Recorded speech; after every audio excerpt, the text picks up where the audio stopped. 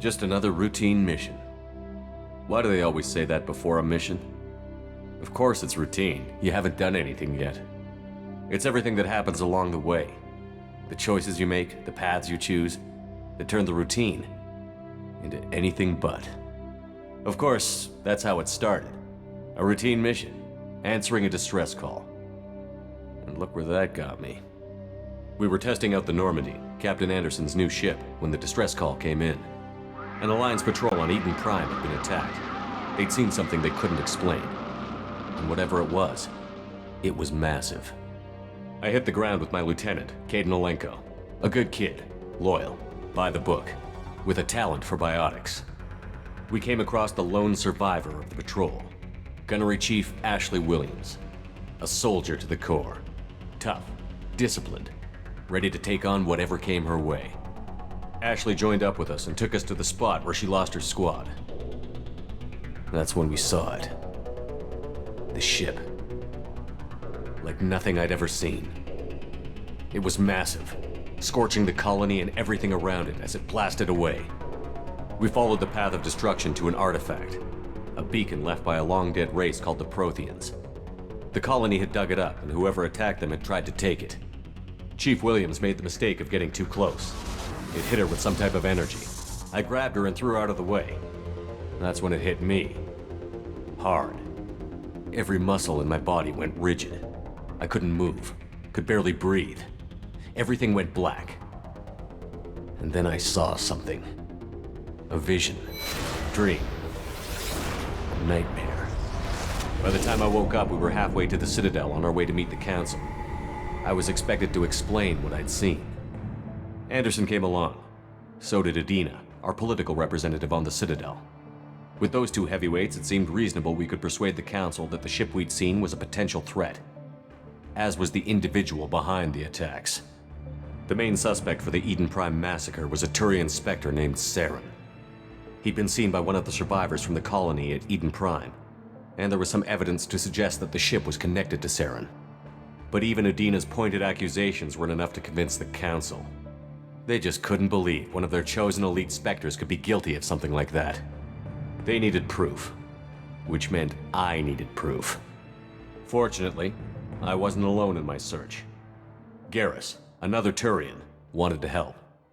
A top agent for Citadel Security. Despite orders from his superiors that he shouldn't get involved, he told me he was suspicious of Saren, and he had some useful leads.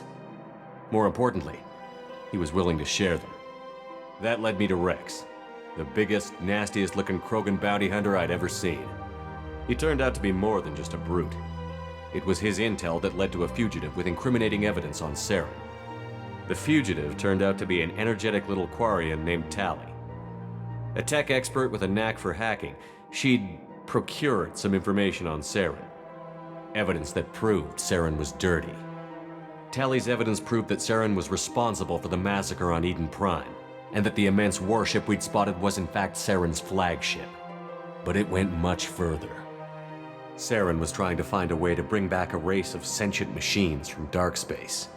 Machines allegedly responsible for cleansing the galaxy of all organic life. These Reapers were blamed for wiping out all life 50,000 years ago, including the Protheans, then disappearing back through the mass relays to dark space, leaving no trace they'd ever been. That explained why Saren was after the beacon, and it made some sense out of my visions. But not much else. We couldn't convince the Council that the Reapers were a threat, but they agreed Saren had to be stopped. They stripped him of his Spectre status and gave me the honor of becoming the first human Spectre.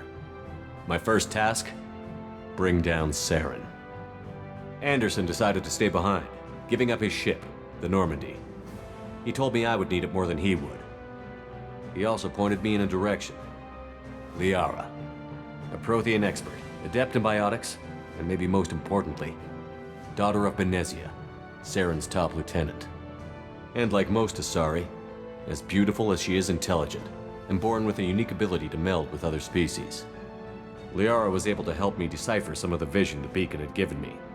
Nothing concrete, but it gave me some clues. And a new appreciation for the Asari. Her technique for accessing my vision was unexpected, but not at all unpleasant. Ashley was a little concerned about the connection I shared with Liara. As commander, I knew either relationship had the potential to interfere with the mission.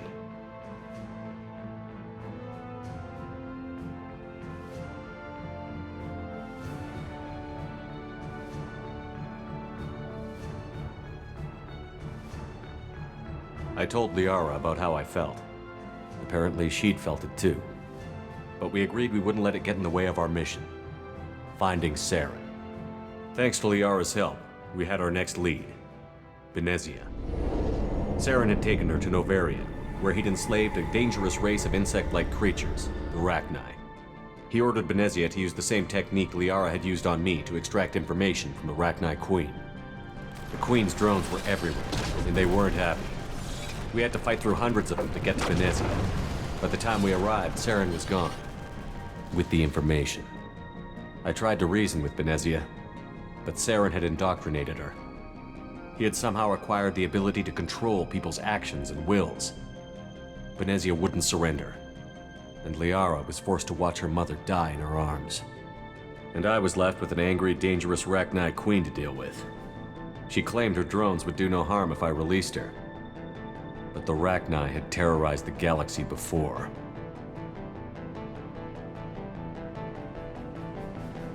I couldn't do it. I wouldn't doom an entire species for past sins. And the Queen was true to her word. She left and took her army of drones with her. With Saren's top lieutenant dead, he was quickly running out of time and places to hide. I tracked him down at his base on Vermeer, but we soon learned it was more than a base of operations. It was a breeding ground. Saren was breeding an army of Krogan. He'd found a cure for the genophage, a disease inflicted on the Krogan to prevent them from breeding and taking over the galaxy. But the Krogan Saren was breeding were slaves, mindless beasts that obeyed Saren's will. I had to destroy the base, and all its research. Wrex disagreed. Violently. Wrex wanted the genophage cure for his people. I tried to convince him to help me destroy it, that these Krogan weren't real. But he wouldn't back down.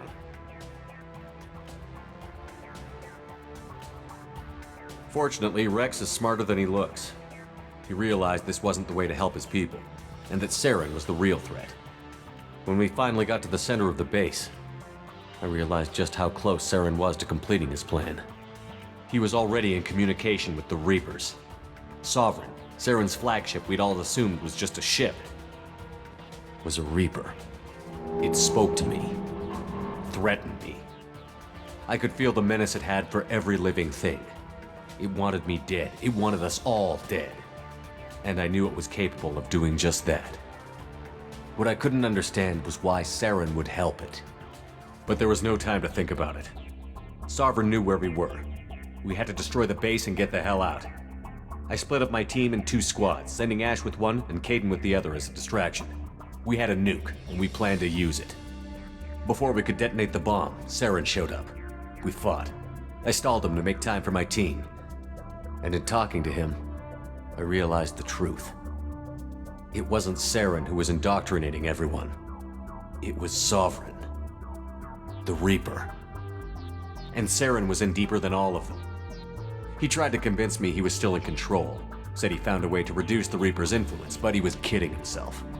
Or believing the lies Sovereign was telling him. Before I could convince him to stop, he ran, leaving me just seconds to extract my squad mates. I tried, but I wasn't fast enough. I could only save one of them.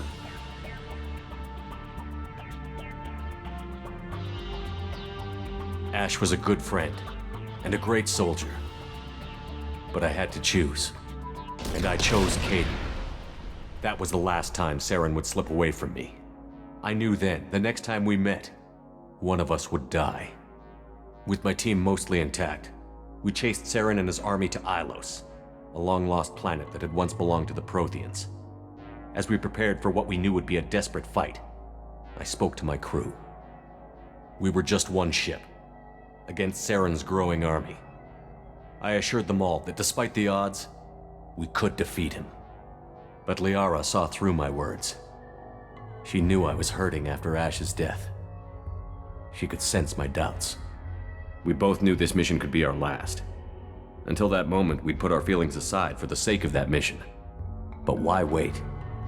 We gave in to each other, and it was perfect. While it lasted. We arrived on Ilos, close behind Saren. Once on the planet, we discovered a Prothean databank that helped me put the final pieces of my vision together. The Reapers had come 50,000 years ago, and every 50,000 years before that, each time purging the galaxy of life. The Protheans had fought and died, like every species before them. But a few survived long enough to leave a parting gift. The Protheans had discovered that the Citadel was the key to controlling the mass relays. By sabotaging the Citadel, they found a way to close the relays to dark space, slowing the Reapers' return, giving us the time we needed to find a solution to stop the Reapers once and for all. Saren knew this. He was leading his army to take control of the Citadel and re-establish the relays to dark space, bringing the waiting Reapers here to destroy us all. We followed him to the Citadel. It was intact, but heavily damaged. He had caught the Council fleets by surprise, and they were only now regrouping. And with Sovereign as his flagship, there was little hope the fleets could counterattack with enough strength to take back the Citadel. But Saren was done running, and I was done chasing him.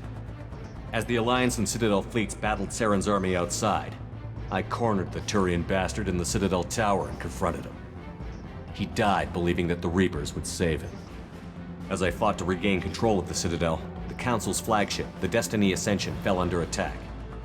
Despite Saren's death, Sovereign and Saren's army continued to fight. The Council was aboard the Destiny Ascension, and they were requesting assistance. But I knew in order to help them, I would have to put our human Alliance fleet in jeopardy.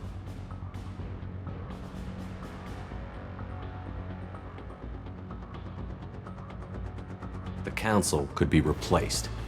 The fleets were needed here and now if we were going to defeat Sovereign. Even with the Citadel back in my control, Saren defeated, and the Normandy leading the combined galactic fleet, the battle against Sovereign, a single Reaper, was relentless. It took the combined fleets of humanity and the other races, but in the end, Sovereign fell. But the costs were immense. While humanity's efforts in the war earned us our first seat on the Council, it was a hollow victory. The Reapers were still out there. I knew the fight was far from over, but as the one who'd led the fight against Saren, I was given new responsibilities. The choice of humanity's first counselor was left for me to decide. On the one hand, Udina, the lifetime politician. Ruthless and ambitious, he would easily navigate the political landmines that would soon be put in front of him. The other choice, Captain Anderson, the career soldier. Tough but fair, but a friend, and someone I could trust. Both great leaders in their own right. Anderson didn't want the job, which was a sure sign he'd be perfect for it. No ambition to get in the way. The war was over. The threat had passed. In time, the Council would rebuild itself. The Citadel could be repaired. Even the pain of lost friends would fade. But none of that mattered if the Reapers were still out there. And if they were all as powerful as Sovereign, we had to find a way to stop them. I had to find a way. I gathered my crew, took my ship, and went in search of answers. Officially, the Council would only say I was assigned to cleanup duty, rooting out any remnants of Saren's army. Just another routine mission.